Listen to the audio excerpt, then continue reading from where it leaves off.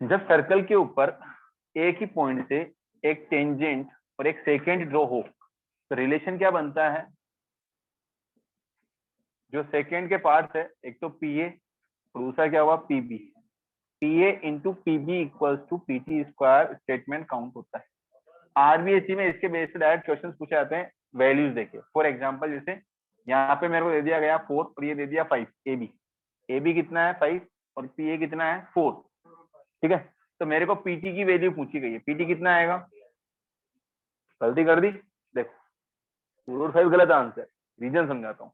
मैंने बोला P A PB कितना है ए से बी तक 4 + 5 equal to PT square. PT कितना आया 6। ठीक है, आएगा समझ में? ऐसे क्वेश्चन बनते हैं 1 मार्क्स के। सही बात समझ में? P A into PB equal to PT square. हाँ डायरेक्ट अप्लाई कर सकते हैं अपन, बट कब? जब 1 मार्क्स का क्वेश्चन। अगर यही क्वेश्चन 4 नंबर में आ रहा हो तो आपको प्रूव करके ही अप्लाई करना पड़ेगा। तो कहने का मतलब मेरा ये हुआ, फॉर एग्जाम्पल सपोज जैसे सेम क्वेश्चन आ जाता है एग्जाम में और 4 मार्क्स में 3 मार्क्स में आता है, ठीक है, और तुम्हें दे दिया पी ए इतना है ए बी इतना है, find the value of PT, तो तुम सीधा ये स्टेटमेंट लगा के 1 नंबर का काम नहीं करना है। 4 नंबर का क्वेश्चन है 3 नंबर का क्वेश्चन, तो उसके अकॉर्डिंग पूरा प्रूव होगा, उसके बाद सोल्यूशन निकलेगा। आई बात समझ में? क्लियर? कोई डाउट? समझ में आ गई बात? अच्छा,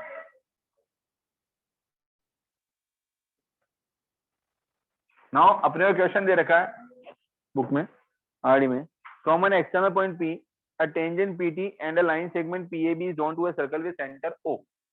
सर्कल विद सेंटर ओ के ऊपर इसे इधर से ड्रॉ किया है पी ए और पी ए बी, ये सेकंड हो गया और ये पीटी क्या है? टेंजेंट। ठीक है, ये चीज बन गई। अपने को प्रूव करना है, इसके अंदर बोल रहा है O N is perpendicular on the कोड A B. O N perpendicular हो गया। अब आगे क्या बोल रहा है उस केस में? प्रूव दैट 3 कंडीशंस दे रखी है इसने अलग अलग, हमें प्रूव करनी है ना। अगर मान लो सपोज ये परपेंडिकुलर नहीं बोलता और सीधा हमें बोल देता prove that P A into PB equal to PT square, तो एक बार तो P A into PB equal to PT square prove करने के लिए सेम प्रोसेस यूटिलाइज किया जा सकता है। फिलहाल जो क्वेश्चन दिया रखा है उसमें 3 स्टेप्स पूछे, तीनों प्रूव करने, तो अपन को ये स्टेप यूज करना ही है। अगर मान लो सपोज सीधा ही पूछ लिया जाए P A into PB equal to PT square, तब भी आपको इसको पूरे को प्रूव करने के लिए तीनों प्रोसेस सेम टू सेम करने पड़ेंगे। और इसका एक अदर प्रोसेस भी है, वो भी अपन डिस्कस करेंगे, जिससे इनको प्रूव किए बिना सीधा आंसर निकाला जा सकता है। क्लियर? अब देखते हैं। तो given PT is tangent, circle with center or radius r, and PAB is secant. ON perpendicular on AB. ये चीज हो गई। आगे क्या आएगा? टू प्रूव फर्स्ट पार्ट देगा इसने अपने को PA into PB equals to PN square minus AN square. Second PN square minus AN square equals to, और थर्ड पार्ट क्या है अपना? PA into PB equal to PT square. एक second देख लेना, OP square minus OT square है ना, not B। ये PT 3 पार्ट है। नाउ कंस्ट्रक्शन देखो, सबसे पहली चीज पीए पीबी मतलब PN square minus N square किसके इक्वल दिख रहा है? PT square. यहाँ से क्लियर दिख रहा है ना, पीटी का बन रहा है, पीटी बन रहा है। पीटी को इनको सबको ज्वाइन करने के लिए सबसे मेन चीज क्या चाहिए? Tangent perpendicular radius. एक तो स्टेटमेंट दिखता ही है क्लियर हमारे को शुरू से, और एक काम इसको भी कर दिया, ऊपर टी से ज्वाइन कर, ये ने एक काम जरूर करा। क्यों? क्योंकि ट्राइंगल पीओटी बनेगा, उसके बिना काम आएगा नहीं। अब स्टेप्स में देखो क्या क्या चीजें और बन रही है। पीएन स्क्वायर बन रहा है क्या हमारे पास? हाँ। एन स्क्वायर बन रहा है, पीए और पीबी बन रही है चीज, पीएन एन बन रहा है, ओपी ओटी बन रहा है। ओपी ओटी नहीं बन रहा तो बना दिया, बना दिया। यहाँ पे देखो ज्वाइन ओपी एंड ओटी बन गया। और कुछ चीजें जरूरत पड़ेगी तो वो लिख लेंगे। नाउ प्रूफ, सबसे फर्स्ट पार्ट प्रूफ में क्या लिख सकते हैं हम? ओटी इज इक्वल्स टू, अब ओए की रिक्वायरमेंट अगर पड़ेगी तो ठीक, नहीं पड़ेगी तो देखा जाएगा, है ना। यहाँ से हम पाइथागोरस थ्योरम लगा देते तो क्या आएगा? OP square equals to OT square plus PT square.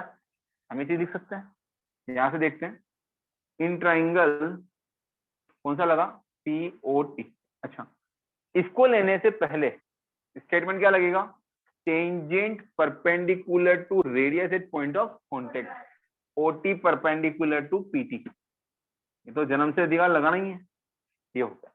अब स्टेप फर्स्ट देखते हैं, PA into PB, PN square minus AN square. देखो PA PB क्या पूछा है, PN square minus AN square, ये दिख रहा है, बहुत इजी टास्क है। देखो, परपेंडिकुलर फ्रॉम सेंटर टू कोड, क्यों लगा रहा हूं समझना,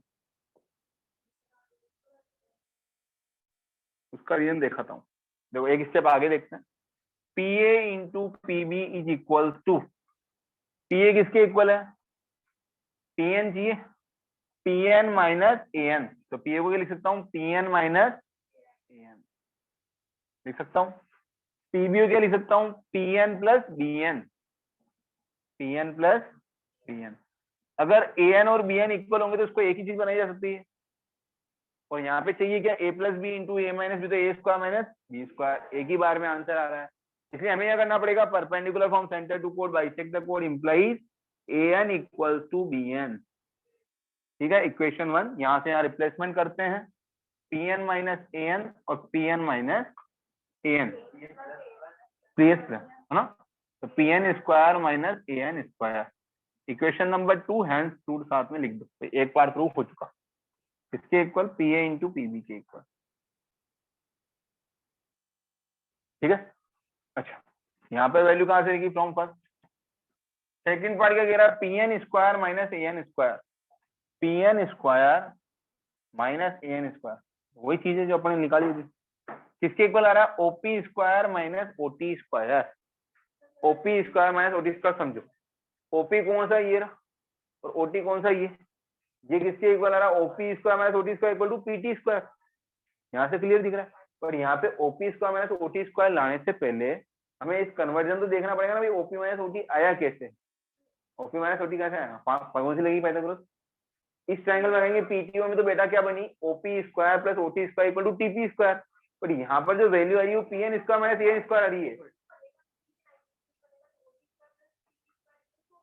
हाँ बन गया फिर, हाँ तो यहाँ पे TP का है, इस स्टेप पे TP का है, इस स्टेप पे TP का है। मेरे पास जो वैल्यू अवेलेबल है, समझो PN square minus AN square available है, वो तो नीचे खत्म हो गया मेरे तक। अब ये किसके इक्वल है ना, OP square minus OT square, यहाँ से मैं वैल्यू निकालता हूँ क्या निकलेगी, OP square minus OT square 90, इसको लेंगे बिकॉज अपन लिख चुके हैं statement, hypotenuse square minus perpendicular square equal to base square, तो PT स्क्वायर आएगा। ये PT स्क्वायर इक्वल दे ही नहीं रखा, अभी तो प्रूव ही नहीं किया, थर्ड पार्ट क्यों देख रहे हो, थर्ड तो प्रूव ही नहीं किया है, तो आप जबरदस्ती कैसे उठा सकते हो उसको, थर्ड प्रूव कहाँ किया है। PT और PN को इक्वल प्रूव करते तो हो सकता है, पर PT और PN इक्वल है कहाँ, कहाँ है, यही तो बात समझने की है। अब समझाता हूं मैं तुम्हारे को यहाँ पे लॉजिक। ठीक है, देखो क्लियर, PN स्क्वायर तो दिख रहा है, कोई दिक्कत नहीं, ये PN स्क्वायर किसका पार्ट है, OP square minus ON square का पार्ट है, देख सकते हैं। और AN स्क्वायर किसका पार्ट है, किसी का नहीं, वो ये बना सकते हैं। तो ये क्या बना, AN square plus ON square equal to OA square, तो यहाँ से AN स्क्वायर की वैल्यू भी निकाली जा सकती है, निकाल सकते हैं। तो अपन पहले वैल्यूज निकालते हैं। देखो ये चीज तो ठीक ठीक है, आगे आते हैं। हमारे को वैल्यू क्या चाहिए, PN स्क्वायर और AN स्क्वायर दोनों चाहिए। ठीक है, देखो इन ट्राइंगल, इसको छोड़ो फिलहाल, इसके ऊपर आते हैं, ONP, यहां से क्या बना, PN square plus ON square equals to OP square, equation number 3 Pythagoras theorem. ठीक है, और OP स्क्वायर की एक वैल्यू उधर से भी आ रही है, दूसरी जगह से भी, वो कितनी आ रही है, OT square plus TP square आ रही है। ठीक है, हमें एक AN की वैल्यू और चाहिए होगी, यहाँ पे AN का फॉर्मेट भी दे रखा है इसमें साथ में, ये रहा AN भी चाहिए, तो हम इस ट्राइंगल छोटे वाले को पिकअप कर लेते हैं। इन ट्राइंगल ONA, इसमें क्या आया, इसमें आया हमारे पास ON square plus an square equals to OA square, equation number 4। अब यहां से अगर हम देखें, मुझे क्या चाहिए, Pn माइनस an स्क्वायर चाहिए, Pn square minus an square चाहिए। Pn square minus an square करने के लिए करना पड़ेगा 3 माइनस 4, ON से 1 रिजेक्ट, खत्म। इधर क्या बचा, OP माइनस OA, ठीक है, OP माइनस OA, OA किसके इक्वल है, OT के, और हमें वही चाहिए, OP माइनस OT बन गया। समझे? वापस एक बार और देखो, हमने ये ट्रिक्स क्यों लगाई, क्योंकि हमारे पास जो कंडीशन दिख रही है भाई, इसको सीधा इसमें लिख सकते हैं, ये तो निकाल दिया, बट इसको इसमें कन्वर्ट नहीं कर पा रहे हैं, इसको फिलहाल छोड़ते हैं, इसको देखते हैं ओपी और ओटी चाहिए। ओपी और ओटी के बेस पे मैं जाता हूँ तो केवल टीपी से इसका एडिशन बनता है, इसके अलावा ऑप्शन नहीं है। या फिर मैं ओपी को देखूँ तो ओपी कहाँ आ रहा है, O N square plus AP square के, एनपी स्क्वायर के, देख सकते हैं। तो यहाँ के साथ साथ देखा कि भाई ए एन का फॉर्मेट भी आ रहा है, पी एन का भी आ रहा है, क्यों ना हम इनकी वैल्यूज निकाले पहले ट्राइंगल से। इनके ट्राइंगल्स लगाए पी एन और ए एन की वजह से। पी एन के लिए निकाला P N square plus O N square equal to OP square, A N square plus O N square equal to O A square, लगा दिया हमने। फिर इन दोनों इक्वेशंस को देखने से पता पड़ता P N minus A N आ सकता है, अगर 3 माइनस 4 किया जाए तो ये कट जाएगा, बचा क्या, ओपी माइनस ओ ए बचेगा, जो हमें चाहिए। हम यहाँ से लगाते हैं इक्वेशन नंबर 3 माइनस 4, ये लगाया तो कितना आया, P N square minus A N square equal to OP square minus O A square, जो किसके इक्वल है, OP square minus OT square के, इक्वेशन नंबर 5। ये कहां से वैल्यू रखी है, since O A equals to OT. और ये चीज मैं शुरू में ही समझाना चाह रहा था कि यहीं पे तीनों रेडियस को, दोनों रेडियस जो बन रही है वो इक्वल कर लो। तो यहाँ पे मैंने लिखा ओपी है, ओटी है ज्वाइन, और एक साथ में क्या किया, ओ ए भी ज्वाइन किया। और फर्स्ट स्टेप में क्या लिखूंगा यहाँ पे, O A equals to OT radii of same circle. हाँ, इसलिए मैं कहता हूँ क्वेश्चंस में एक एक दो दो स्टेप स्टार्टिंग में छोड़नी चाहिए, ताकि जहाँ पे जो ठूसना हो ठूस सके। आई बात समझ में, ठूस दिया मैंने, ये हो गया, since OP OT equals to O A. आई बात समझ में। अब आगे क्या करा, सेकंड पार्ट 2 होगा। ये तो सीधे दिख रहा है, OP square minus OT square किसके इक्वल है, टीपी के, और हमें यही चाहिए। क्यों, इससे यहाँ पे टीपी रखेंगे तो पी एन स्क्वायर माइनस बन जाएगा। क्या लिखेंगे, इन ट्राइंगल।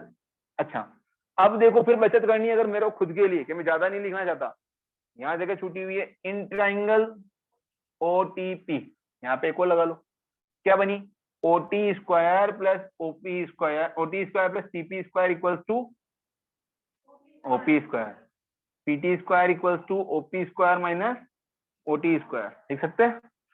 ये हो गया, इसको इक्वेशन नंबर दे दी 5, यहाँ पे ले लो इसको 6, फ्रॉम 5 एंड 6, कितना अच्छा काम हुआ, P N square minus A N square equals to, ये खत्म, क्या आ गया सीधा, PT square. Equation number 7, from,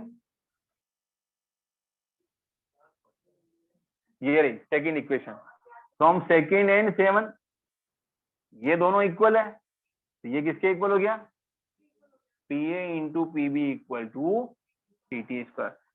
question को देख देख के सोल्व करना है ना।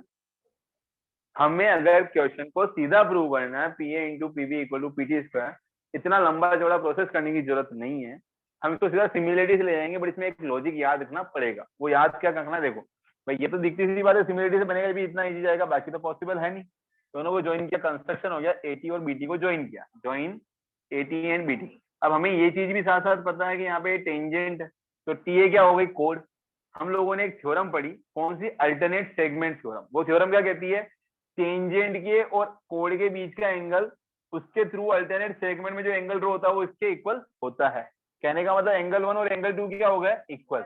और दूसरा एंगल इन दोनों ट्राइंगल्स का कौन सा बना, common angle P. Double a similar से दोनों ट्राइंगल सिमिलर, एक ही बार में तुम्हारा आंसर क्रिएट है। अब देखो स्टार्टिंग से वापस प्रूफ, देखो इन ट्राइंगल, देखो समझो है ना, मैं नाम लिख रहा हूँ स्पेसिफाई कर, देखो पी टी ए लिया, तो दूसरे ट्राइंगल का नाम क्या बनेगा, पहली चीज समझो, पीटी स्क्वायर बना रहा है, पीटी स्क्वायर बना रहा है। पीटी स्क्वायर बनाने का मतलब पीटी दोनों ट्राइंगल का साइड है, जो हम सिमिलर प्रूव करने वाले हैं उन दोनों ट्राइंगल की साइड है पीटी। क्लियर, तो मतलब पीटी दोनों का पार्ट है, तो पीटीबी एक ट्रायंगल बना, दूसरा ट्रायंगल पीटीए, ये मतलब अब नाम अरेंज करना है वो अपने मैटर पे। अब वो कैसे अरेंज हुआ, मैंने लिया पहला पीटीए, दूसरा क्या बनेगा पीबीटी, क्योंकि पॉइंट से पॉइंट मैचिंग करेगी, पी से पी इक्वल आ रहा है, इसका टी और इसका बी इक्वल है, क्यों, अल्टरनेट सेगमेंट थ्योरम से टेंजेंट और कोड के बीच का एंगल इसके इक्वल होता है, अल्टरनेट सेगमेंट में बने एंगल के इक्वल होता है। कल थ्योरम पर 3 दिन पहले थ्योरम पढ़ाई थी अपने क्लास में, कौन सी पढ़ाई थी, ये देखो, ये टेंजेंट, ये कोड, कोड और टेंजेंट के बीच का एंगल उसके थ्रू अल्टरनेट सेगमेंट में जो एंगल बनता है उसके इक्वल होता है। क्लियर, बताया था, उसी का यूज करें। यहाँ पे लिखेंगे हम, देखो ट्रायंगल पीटीए, पहले स्टेटमेंट लिख दो ताकि सीधा प्रूव वो लिखने का काम रहेगा, लिख लो, since angle 1 equals to angle 2 region, since angle between chord and tangent is equal to the angle made by chord in alternate segment,